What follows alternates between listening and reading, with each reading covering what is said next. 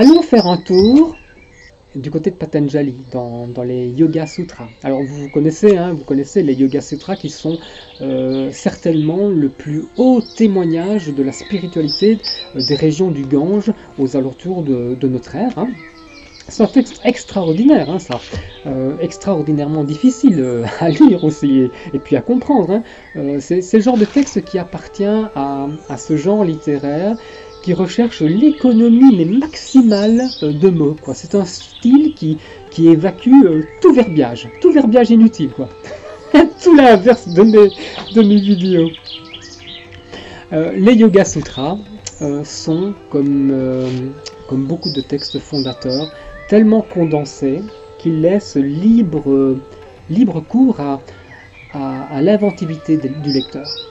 Et puis de l'inventivité des interprétations et de ceux qui transmettent le message. Donc si mes interprétations des Yoga Sutras ne correspondent pas à ce que vous avez appris par ailleurs, ne vous formalisez pas, hein, c'est normal, quoi. On aimerait, hein, moi en premier, on aimerait compter une vérité absolue du yoga, hein, un sens définitif, vous voyez, qui serait donné à travers tel texte ou telle lignée d'enseignement. Mais ce n'est pas comme ça, hein, ce n'est pas comme ça que ça marche, c'est pas ce qui nous est proposé.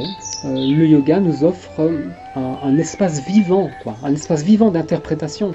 Alors il faut bien sûr s'astreindre à respecter la littéralité des textes et puis aussi des grands commentaires, hein, qui sont parfois devenus canoniques. Mais il faut aussi garder sa souplesse, son agilité, qui prévalent à l'expression de notre propre créativité, quoi. Et puis aussi envisager ces enseignements dans leur universalité, donc les extraire complètement du contexte étroit géographique de rédaction initiale, et puis les confronter à notre temps. Hein. Ok, en guise d'introduction, j'en dis pas plus. Hein. J'espère revenir d'ailleurs souvent vous parler de ce recueil de textes, hein, de textes de sagesse. En fait, je ne devrais pas faire une seule vidéo sans au moins l'agrémenter un tout petit peu de cette philosophie, des techniques multimillénaires du yoga traditionnel de l'Inde. C'est précieux, vous savez, de pouvoir rattacher notre pratique du yoga à ce type de discours. Ça donne un aperçu du chemin, un peu comme quand tu es arrêté au bord de la route et que tu sors la carte pour voir le chemin qui a été parcouru et puis celui qu'il reste à réaliser. Quoique avec les GPS, tout ça c'est un peu foutu, mais voilà, ce genre de texte, il nous protège. Il nous protège contre certains égarements. Sans carte, on va vite se perdre. Hein. Enfin, moi, hein, toujours. En yoga, c'est la même chose. Surtout maintenant, on peut se retrouver dans des attitudes qui n'ont de yoga que le nom. Dans les Yoga Sutras, vous ne trouverez aucun conseil pour sculpter votre corps, par exemple. C'est pas en pratiquant le Raja Yoga, donc le yoga royal, que vous allez répondre au canon de la mode. Hein.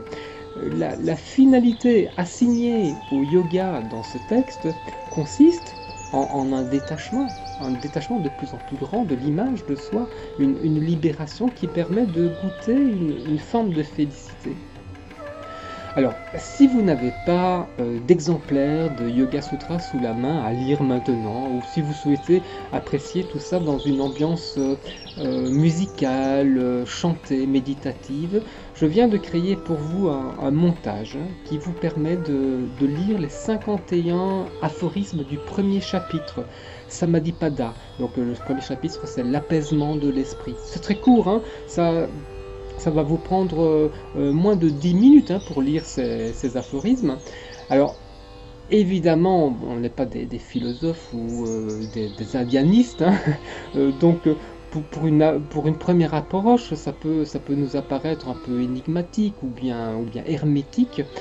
Qu'à cela ne tienne, ce que je vous donne ici, cliquez ici, c'est un moment à vous offrir à vous-même. Réciter, chanter, ça élève, ça, carrément. C'est le genre de méditation à faire, à refaire. Donc suivez le lien, bonne pratique pour certains, belle découverte pour d'autres. Je pense bien à vous, je vous embrasse, mille bisous, à bientôt, bye bye.